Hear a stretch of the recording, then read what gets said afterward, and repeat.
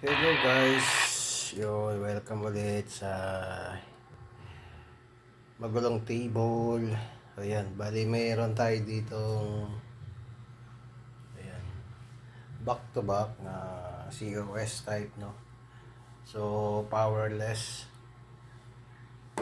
So wala siyang power supply. So ang supply niya mismo is nanggagaling doon sa unit mismo.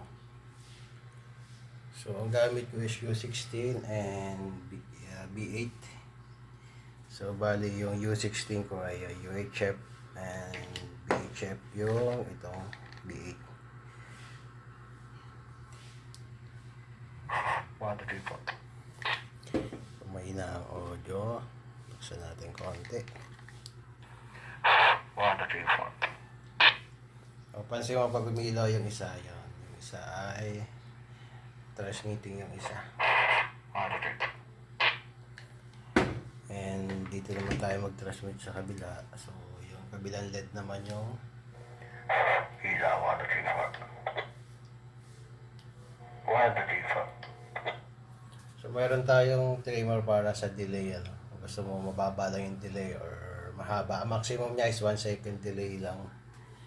Hindi masyadong matagal. 1, 2, 3, 4. So yun. UHF and BHF. 1, 2, 3, 4.